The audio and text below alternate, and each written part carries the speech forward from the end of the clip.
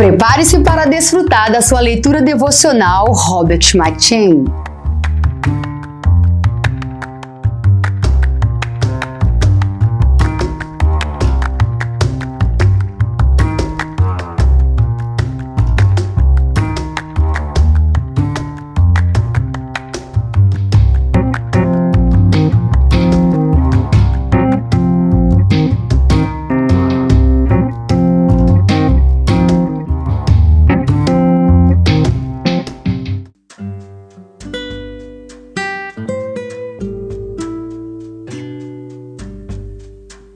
Segundo Reis.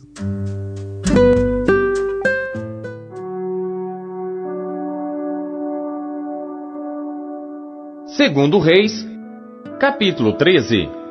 No ano 23 de Joás, filho de Acasias, rei de Judá, começou a reinar Jeoacás, filho de Jeú, sobre Israel em Samaria, e reinou 17 anos, e fez o que era mal aos olhos do Senhor, porque seguiu os pecados de Jeroboão, filho de Nebate, que fez pecar a Israel.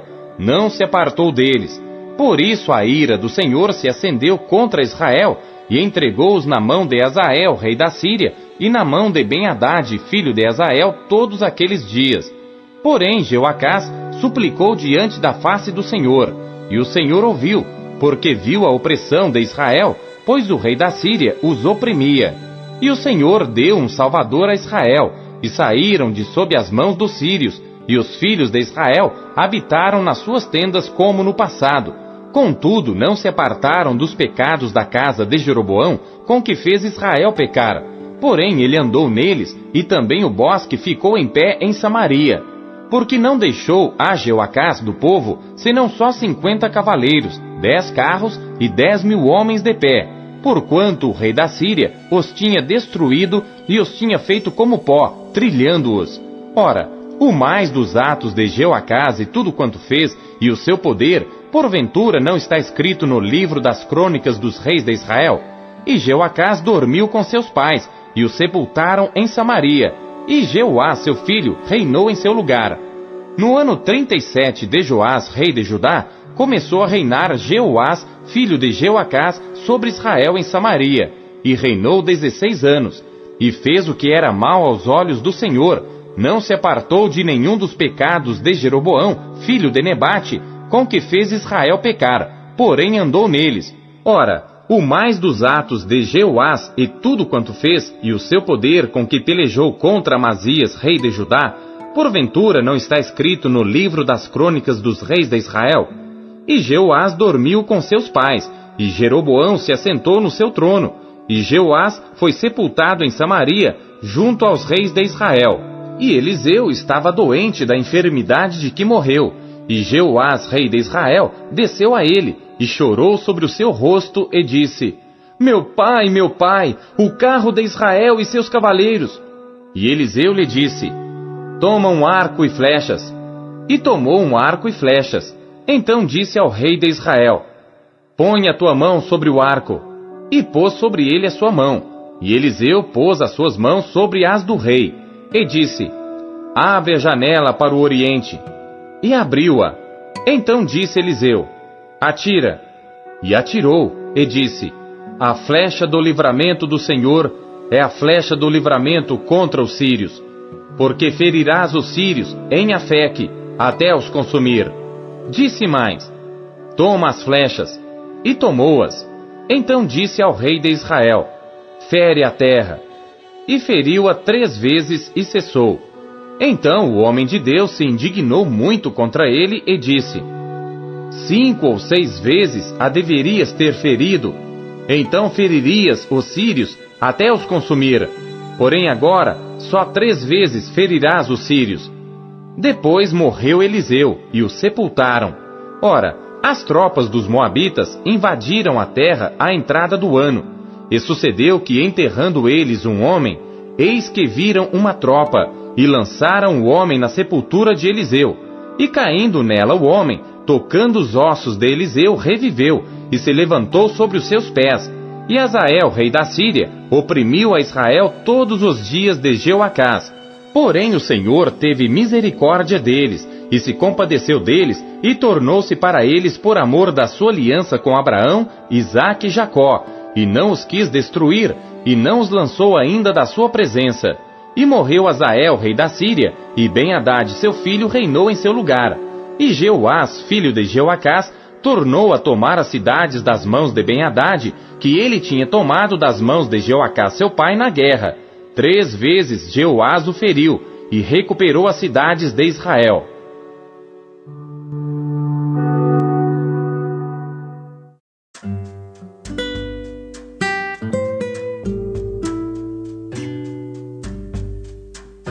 Segundo Timóteo.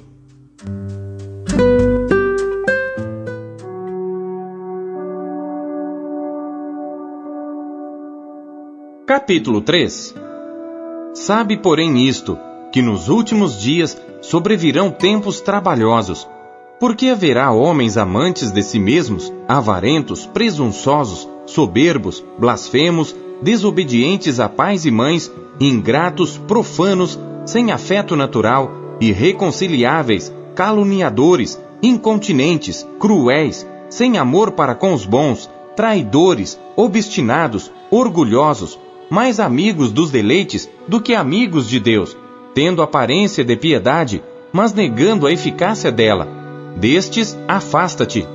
Porque deste número são os que se introduzem pelas casas e levam cativas mulheres nécias carregadas de pecados, levadas de várias concupiscências, que aprendem sempre e nunca podem chegar ao conhecimento da verdade. E como Janes e Jambres resistiram a Moisés, assim também estes resistem à verdade, sendo homens corruptos de entendimento e réprobos quanto à fé. Não irão, porém, avante, porque a todos será manifesto o seu desvario, como também o foi o daqueles. Tu, porém, tens seguido a minha doutrina, modo de viver, intenção, fé, longanimidade, amor, paciência, perseguições e aflições, tais quais me aconteceram em Antioquia, em Icônio e em Listra. Quantas perseguições sofri, e o Senhor de todas me livrou. E também todos os que piamente querem viver em Cristo Jesus padecerão perseguições, mas os homens maus e enganadores irão de mal para pior, enganando e sendo enganados. Tu, porém, permanece naquilo que aprendeste e de que foste inteirado, sabendo de quem o tens aprendido, e que desde a tua meninice sabes as sagradas Escrituras, que podem fazer-te sábio para a salvação pela fé que há em Cristo Jesus.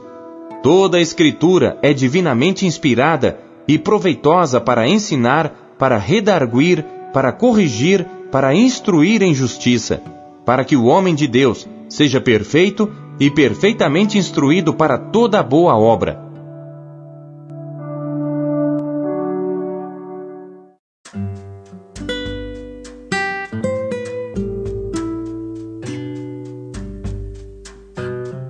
Oséias.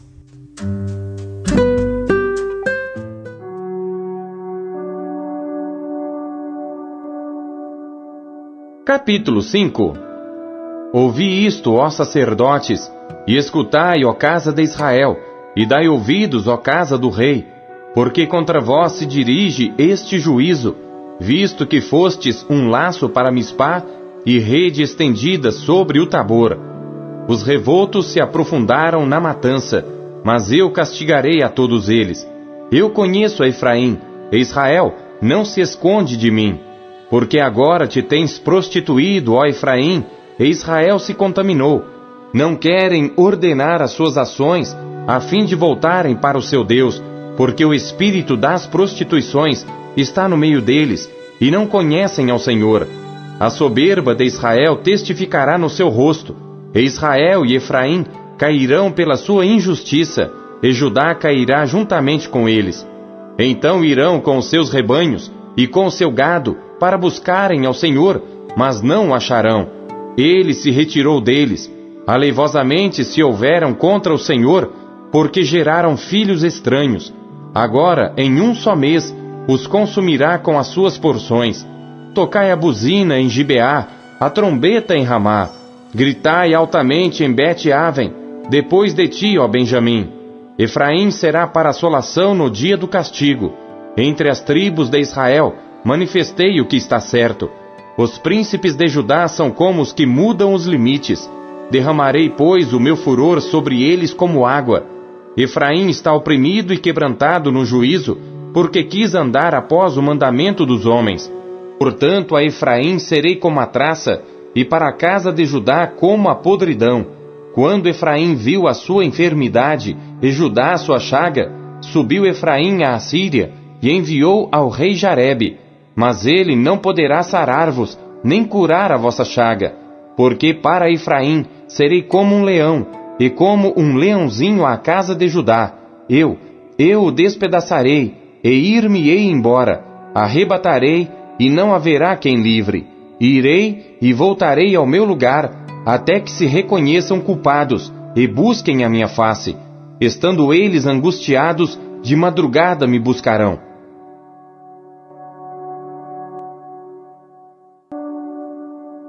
Capítulo 6.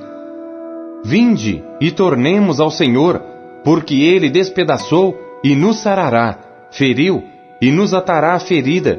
Depois de 2 dias nos dará a vida, ao 3º dia nos ressuscitará, e viveremos diante dele. Então conheçamos e prossigamos em conhecer ao Senhor. A sua saída como a alva é certa, e ele a nós virá como a chuva serôdia que rega a terra. Que te farei, ó Efraim? Que te farei, ó Judá? Porque a vossa benignidade é como a nuvem da manhã, e como o orvalho da madrugada que cedo passa. Por isso os abati pelos profetas, pelas palavras da minha boca os matei. E os teus juízos sairão como a luz, porque eu quero a misericórdia e não o sacrifício, e o conhecimento de Deus mais do que os holocaustos. Mas eles transgrediram a aliança como Adão. Eles se portaram aleivosamente contra mim.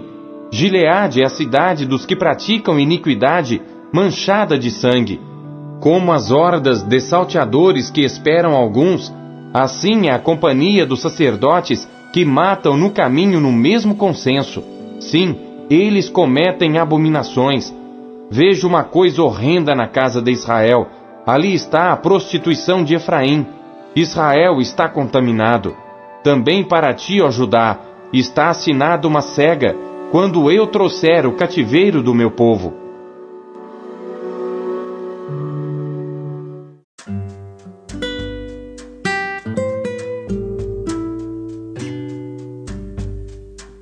Salmos.